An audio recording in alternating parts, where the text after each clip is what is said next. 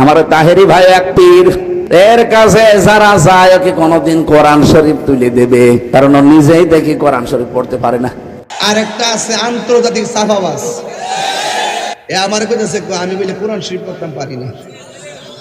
কইছিনি এটা হলো আমির হামজা, এটা অত বড় সাফাবাজ এবং অত বড় বিয়াদব, কেমনে যে তো মিথ্যা কথা বলতে পারে, এমন মিথ্যাবাদে আমার জন্মের পরে দেখছি না। বাবা শাহজালালের মানতে সমস্যা, আরে মাথা চিন্তা হলি বানায় ফালায় দিয়েছে। আরে বাবা আপনি ওলি আল্লাহ নামে অসুবিধা নাই, আপনি কাউকে মুমিন বলবেন অসুবিধা নাই, আপনি কাউকে ওলি বলবেন অসুবিধা নাই, কিন্তু তার কর্ম ওলির মতো হতে হবে। এ আমার কইতেছে আমি বলে কোরআন শরীফ পড়তাম পারি না। কইছিনি আমি তো কথা বলেন ঠিক কি না? যুবকদেরকে অনেক লাইক করি, কিন্তু ওলি আল্লাহর বিরুদ্ধে যাবেন না। ছাত্র সমাজকে বলি কাহারো পাল্লায় ফান্দে পা দিবেন না। আপনাদের ইমানের দাম আছে, আপনাদের চেতনার দাম আছে, আপনারা কাহারো ফাঁদে পা দিবেন না। যারা ওলি আল্লাহর বিরুদ্ধে থাকবে তাদের সঙ্গে আপনারা মিশবেন না। আপনার কি লাগবে আমাদের কাছে বলেন, ইনশাল্লাহ আমরা গুছাইয়ে দিব। ইনশাল্লাহ এই শক্তি আমাদের আছে। এই বাংলাদেশের 75% সুফিবাদী মানুষ, সুন্নি তরিকার মানুষ, কথা বলেন ঠিক কিনা? এদের ভোট দিয়ে ক্ষমতায় আসতে হয়, এদেরকে মাইনাস করে কখনো কাজ করা যাবে না। আমরা এখনো মুখ খুলি নাই, ভাববেন আমরা রং দেখতেছি। এক টেবিল ইফতার পার্টি সব বুঝতেছি আমরা, সুন্নিদের বাদ দিয়া কতই সোজা। সাবধানে থাকিও নারী পর্দার আড়ালে। আবার আরে কি কইতাম রে, যে মুর্দা ওলি রে আইতা পরে। আর এখনো শুরু করছে না, তুমি আসলে বেশি না এখন দিস না, চেতাইস না পাগলটার, চেতাইস না। সকলে করে আল্লাহু আকবার। রোজা রাখবেন ইনশাল্লাহ? রোজা রাখলে প্রতিদান আসেনি? আরো জোরে দেওয়ার মালিক কেডা? তাহলে ফামান শাহিদা মিনকুমুশ শাহরা ফালিয়াসুম, এই যে মাসটা আসছে, এই মাসটার সম্মান দরকার আছে কিনা?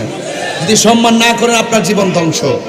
মা বাপ সংসারে পেয়েছেন, পাওয়ার পরে যদি সম্মান না করেন আপনার জীবন ধ্বংস। রমজান পেয়েছেন, আপনি যদি ইজ্জত না করেন আপনার জীবন ধ্বংস। তাই আজকে এই যে দেখেন আমার জীবনে, এই যে দেখেন একটা দুইটা নরমাল মোবাইল আছে। এটা কি মোবাইল? রিয়েলমি। আর এটা আইফোন 16। হ্যাঁ আচ্ছা, দুইটা ফোন আসেনি। আমার জীবনে যখন কোটি মোবাইল ব্যবহার করছি তখনও আমি রিংটোন দেই নাই। আমার রিংটোন ছিল সেহরির টাইমে আমার মায়ের ডাক। এমন অনেক সংসার আছে এই রমজানে মার ডাক আর শুনে না। বাবা কথা সঠিক কিনা বলেন? আমি একটা কথা বলি এ ব্যাপারে, আমার যুবকগুলো একটু মনোযোগী হোক। এই যুবক আমার দিকে তাকান। এমন অনেক সংসার আছে মায়ের ডাক আর শোনা যায় না, মাটা বাসতলায় শুয়ে রয়েছে, কথা কন ঠিক কিনা? এই জন্য দাঁত থাকতে দাঁতের মর্ম বুঝবেন, মা বাপ থাকতে মা বাপের মর্ম বুঝবেন। বহুত ইফতার মা চুলার পারে বৈশা বানাই দিছে, এই নিজে আমরা ইফতার বানাই দিছে খাইয়া ফেলছি, কিন্তু মা ইফতারটা রাখছে কিনা এই চিন্তাটাও করি নাই, অথচ আমরা খাইয়া বসে রয়েছি। এই পৃথিবীতে একটা মাত্র মানুষ যে নিজে না খায়াও খাওয়ায়, নিজে না খেয়েও কে আমার ক্ষুধা নাই, তিনি হলেন মা। তিনি কে? এই রমজান মাসে ওই মায়ের সম্মান দরকার আছে না নাই? এবং মৃত্যুর আগ পর্যন্ত মায়ের সেবার দরকার আছে না নাই? এখন আমি এতক্ষণ ওয়াজ করতেছি, চিল্লাইতাছি, রাষ্ট্রীয় কথা, ধর্মীয় কথা, আনুষঙ্গিক কথা, সামাজিক কথা, অনেক কথাই তো আমি বলি, কিন্তু বলার ভিত্তিতে শুধু একটা কথা বলবো যে আমার ওয়াজ যদি 30 সেকেন্ডের জন্য ভালো লেগে থাকে, আমি রমজান মাসে রোজাটাকে সামনে রেখে আমি একটা কথা বলবো, জীবনে কোনোদিন মা বাপের মনে কষ্ট দেওয়া যাবে না। যদি কষ্ট দেন আপনার মতন সুতা আমার দরকার নাই, যদি কষ্ট দেন আপনার মতন মুড়ি তলি তোলা দরকার নাই। এটা আমার পরিষ্কার। হুজুর আমার খাইতে বসে বলছে যে বাজি একটু মা বাপের ব্যাপারে কথা বলুন, তাইলে এই যে কত বড় দিক নির্দেশনা দেখেন। এই কথার বাস্তব কথা আমি এখন বলতেছি। তো আপনাদেরকে অনুরোধ করব, এই রমজান মাস, আরে এই রোজার মাসে মারে দেখছি যে মাটির পাতিলের মধ্যে দইটা বসাইতো, খেজুরা গুড় দিয়া যে খাইতাম আগের মতো এখন কি আছে? এখন আপনার ফোন দিয়ে দে, বউ ফোন দিয়ে দে, বাজার থেকে লইও, আবার বানাইবো, বানাইতে পারলে না, বানাইতে শিখছে না তো, দেখছে না তো। মা এই পাতিলের মধ্যে দইটা বানাইছে, দইটা মজা লাগছে নিও, খেজুরের গুড়টা দিয়ে কেমন লাগছো, আর কলাটার সাথে মারলে এত স্বাদের খাবারটা খাওয়াইছে। আগের মতন আর মজা লাগে না। আগের মতো সেহরি কি বোয়াইতের আমলে মজা লাগে? এরা রাত্রিবেলা রাইন্দা হট পড়তে রহে, সেহরি না কি তাই এটা বুঝোই জানা, মনে রাতের খাবার ওই। আর মা যত কিছুই তা হোক, মা রাতের খাবারটা এমন ভাবে রাঁধছে যেন শেষ হয়ে যায়, যেন সেহরির টাইমে আবার নতুন রান্না করতে পারে। কথা কোন ঠিক না বেঠিক? এই জন্য ওই মা বাপরে কষ্ট দিলে কি রোজা রাখলে লাভ হইব? তা আপনি এক ঘরে ইফতার করতেছেন, আরেক ঘরের মধ্যে মা খাইতে পারতেছে না, এই রোজা রাখলে লাভ হইব? তাহলে মা বাপরে কষ্ট দিয়া বাজান মক্কা মদিনায় গেলে লাভ হবে না।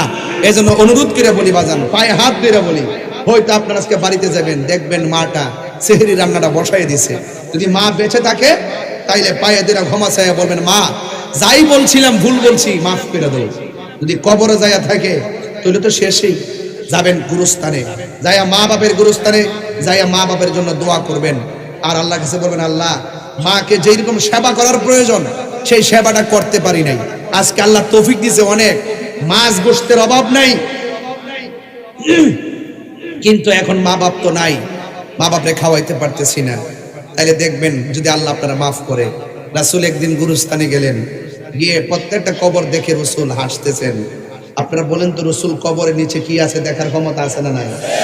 ওয়ামা ইয়াস্তাবিল আহইয়া ওয়ালাল আমওয়াত, উপরে যারা আছে আর কবরের নিচে যারা আছে এরা এক না। উপরে মানুষ আর নিচের মানুষ সমান না। ইন্নাল্লাহা ইউসমিউ মান ইয়াশা, নিশ্চয়ই আল্লাহ যারা ইচ্ছা করে ক্ষমতা দেয়, তাকে দেখার ক্ষমতা দেয়। রাসূল দেখতেন কবর নিচে কি আযাব হচ্ছে, রাসূল সব কবর দেখে তিনি হাসলেন, আনন্দিত হলেন, পুলকিত হলেন। একটা কবর দেখে রাসূল চোখের পানি ফেলে কান্না শুরু করলেন।